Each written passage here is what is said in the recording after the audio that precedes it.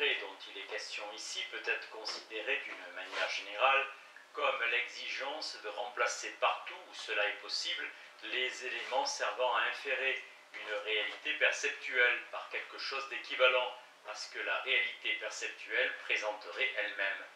Évidemment, d'un point de vue philosophique, on peut soutenir qu'il y a une composante inférentielle, même dans la connaissance la plus directement perceptuelle.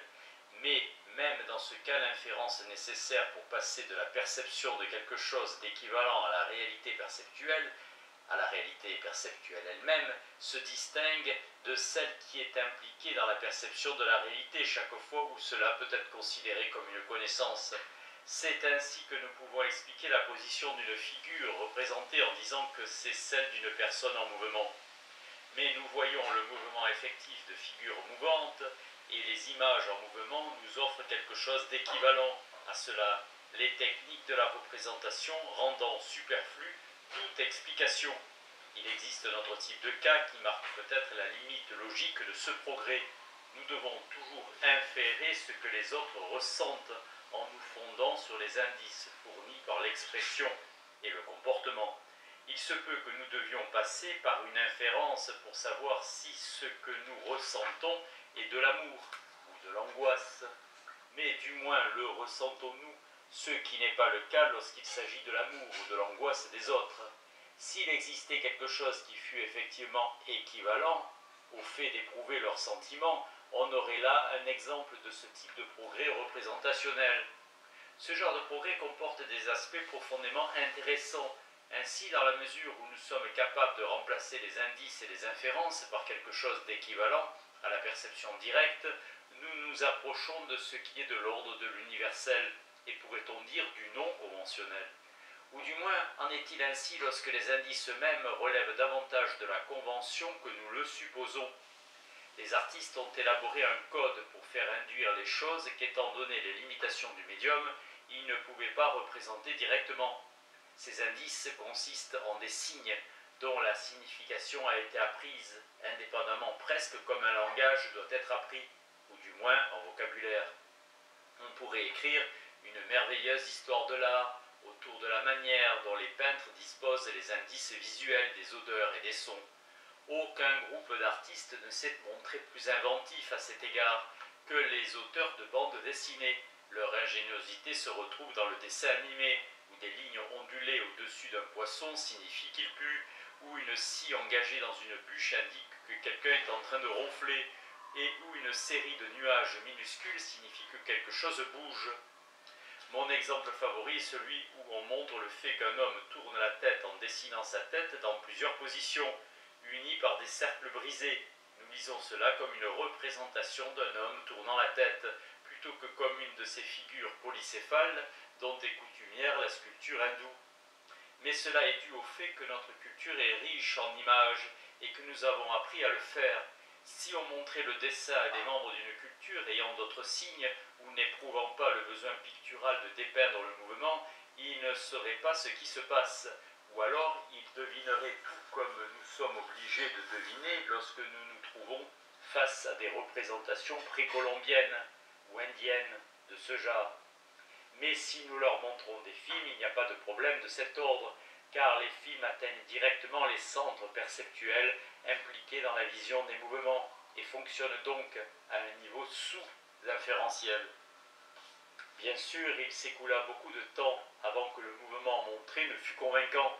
Il fallait passer par un processus de schéma et correction, pour employer l'expression de Gombrich, avant que les cinéastes sussent exactement combien d'images par seconde devaient défiler devant l'ouverture pour nous offrir quelque chose d'équivalent au mouvement tel qu'il est réellement perçu. C'est à ce pointage inférentiel que nous pensons lorsque nous parlons de duper les sens, et il n'y a pas de doute que c'est là un accomplissement de la perspective. Duper les sens ne veut évidemment pas dire duper le spectateur. Nos convictions concernant le monde forment un système, et le fait que nous sachions que nous voyons une image neutralise ce que nous révèlent nos sens déraisonnables. Mais pour l'instant, je m'intéresse à la perspective pour une autre raison. Certains philosophes ont en effet affirmé avec insistance que la perspective est entièrement une question de convention et qu'elle doit donc être spécialement apprise comme tout ce qui est symbolique. en opposition peut-être à la perception de représentation dont les contours sont congrus, avec les limites des objets, car pour lequel tout un ensemble de témoignages suggère que la reconnaissance est spontanée, peut-être innée. C'est un fait qu'on a mis longtemps à découvrir, la perspective conçue comme un ensemble de techniques de la représentation.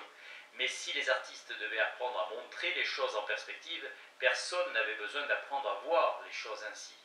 Gombrich fait observer que les contemporains de Giotto seraient restés bouche bée devant le réalisme des images banales de bols remplis de céréales qu'on peut voir sur nos paquets de céréales pour petit déjeuner. Mais leur ébahissement aurait prouvé qu'ils voyaient immédiatement à quel point ces images sont plus fidèles à la réalité perceptuelle que ne l'étaient les peintures de Giotto, même s'il a fallu des siècles aux artistes pour apprendre à réaliser des images aussi convaincantes. Malheureusement, entre le fait de reconnaître et de produire des images, il n'y a pas la même symétrie qu'entre celui de comprendre et de produire des phrases, ce qui est une des raisons pour supposer que la compétence picturale diffère de la compétence linguistique, et que les images ne constituent pas un langage. Il existe une continuité entre reconnaître des images et percevoir le monde, mais réaliser des images relève d'une compétence différente. Il est prouvé que les animaux sont capables d'une reconnaissance picturale, mais la réalisation d'images semble être une prérogative exclusivement humaine. Et le fait qu'elle exige un apprentissage constitue une partie de la raison pour laquelle l'art, ou du moins l'art représentationnel, a une histoire. Notre système perceptuel a peut-être évolué, mais cela n'est pas la même chose que d'avoir une histoire. Ce qui est peut-être une question de convention, c'est la décision de réaliser des images qui ont l'aspect de ce qu'elles représentent. Il existe d'autres systèmes pictographiques, mais Vasari et bien sûr Gombrich ont affirmé que la fidélité optique n'a constitué que par 2 fois un objectif artistique spécifique, la première fois en Grèce antique et la deuxième fois dans l'Europe de la Renaissance.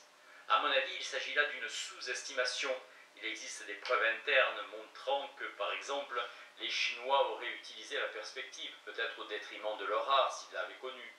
Car on trouve souvent des nuages et des brumes servant à briser des lignes qui, si elles avaient été continues, auraient pu l'air faux. Or, d'une culture qui est sensible à la fausseté optique, on peut dire qu'elle poursuit des objectifs qu'elle n'a pas appris à atteindre. Lorsque les Japonais eurent finalement la possibilité de voir des dessins occidentaux, tracés en accord avec la perspective, ils prirent sur le champ conscience de ce qui clochait dans les leurs. Or, la question de la justesse ou de la fausseté du point de vue perspectiviste serait dénuée de sens, en l'absence d'une recherche implicite de la fidélité optique. Hokusai, l'archétype de l'artiste japonais, a immédiatement adopté la perspective lorsqu'il en a appris l'existence, sans que ces gravures aient en rien l'air occidental. Nos propres préoccupations optiques expliquent la présence d'ombres dans les peintures occidentales et leur quasi-absence dans de nombreuses autres traditions picturales. Mais même lorsque les ombres n'existent pas, comme c'est le cas une fois encore dans l'art japonais, nous devons décider si cela est dû au fait que les peintres avaient une culture pictographique différente ou à une simple lenteur dans les progrès techniques qui leur aurait fait prendre du retard dans la représentation des corps solides. Le fait que la lumière doit avoir une source et ne saurait être simplement une illumination diffuse, si tant est que nous puissions considérer les peintures japonaises en termes de lumière, doit être lié aux mêmes conceptions, en vertu desquelles l'espace est défini par un regard fonctionnant comme source et par un faisceau de rayons qui s'évanouissent en un point précis. Je suis persuadé que la conception de l'espace des Orientaux n'a pas réussi à coïncider avec leur perception spatiale, qui, je le soutiens, n'est pas une question de convention, pas plus que ne le sont les sens en tant que système perceptuel. Il se trouve que nous sommes ainsi faits. Pour autant que nous considérons la représentation de l'espace comme une simple question de convention, le concept de progrès se volatilise et la structure de l'histoire de l'art qui nous occupe ici perd toute application. Je vais revenir maintenant à cette structure. L'exigence culturelle qui prescrit de remplacer l'inférence par la perception directe implique un effort continu pour transformer le médium de la représentation, condition pour la continuation du progrès, tel qu'il est défini par cette exigence. Je crois qu'il faudrait en fait distinguer entre le développement et la transformation du médium. Imaginons une histoire qui commence par le dessin des contours d'objets, la couleur étant une dimension impliquée dans la mesure où le spectateur est censé savoir quelle peut être la couleur d'objets de telle ou telle forme. Puis quelqu'un a l'idée de montrer réellement ces couleurs, de sorte qu'il n'ait plus besoin d'inférence. Mais alors que les formes colorées constituent un pas vers la vraisemblance, leurs interrelations dans l'espace sont une question d'inférence, puisque les artistes comptent sur le fait que nous savons quelles peuvent être ces interrelations.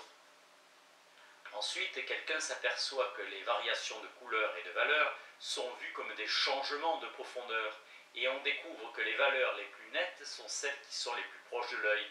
Cette découverte définit peut-être le développement qui mène des icônes aux œuvres de Cimabue et de Giotto. La découverte de la perspective permet ensuite de percevoir aussi directement que nous le faisons en réalité à quelle distance les objets se situent effectivement par rapport aux spectateurs et les uns par rapport aux autres. On a là l'exemple d'un développement puisque le médium lui-même n'a pas subi de changement particulier et que nous avons affaire aux matériaux traditionnels du peintre utilisés avec une efficacité toujours croissante eu égard à l'exigence de remplacer l'inférence par la perception directe. Mais nous sommes toujours obligés d'inférer le mouvement et dès lors que nous décidons que nous voulons au contraire le montrer, les limitations inhérentes au médium deviennent des obstacles. Et ces limites peuvent être dépassées uniquement par une transformation du médium, comme celle dont l'image cinématographique fournit un exemple. Le passage du noir et blanc à la couleur et le passage de la spatialité monoculaire à la représentation stéréoscopique peuvent être considérés comme des développements du médium, alors que l'adjonction du son pourrait être vue comme une transformation. Quoi qu'il en soit, des techniques de plus en plus complexes sont requises par chacune de ces étapes et la distinction entre développement et transformation peut devenir quelque peu floue.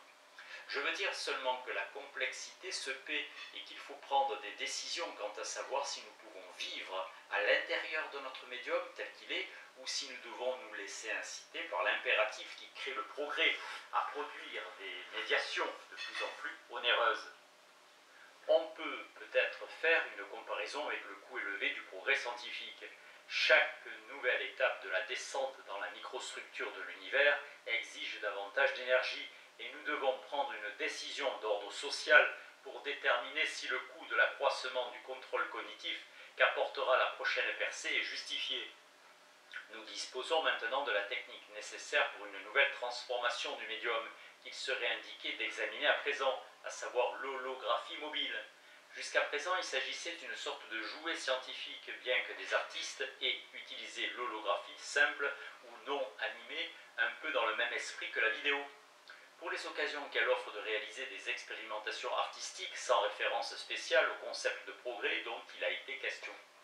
On s'en est servi pour ainsi dire pour ses possibilités physiques, de la même manière dont Rose-Kernberg s'est servi de la qualité physique des marques de crayon ou des gommages. Il est bien connu que la perspective à point fixe était incapable de prendre en compte le parallaxe, de sorte que si on abandonne le point dans l'espace, qui définit la récession spatiale ordonnée, la scène représentait s'affaisse en se déformant comme un soufflet raté.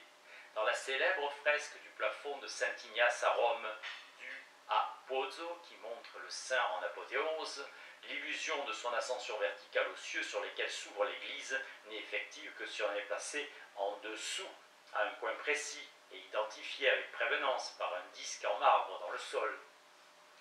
En fait, l'artiste baroque utilise des nuages pour camoufler les désaccords de parallaxe, au même effet que les Chinois les utilisaient pour empêcher la distorsion de perspective, bien que j'accorde que dans les deux cas, les nuages avaient aussi une signification spirituelle et même topographique.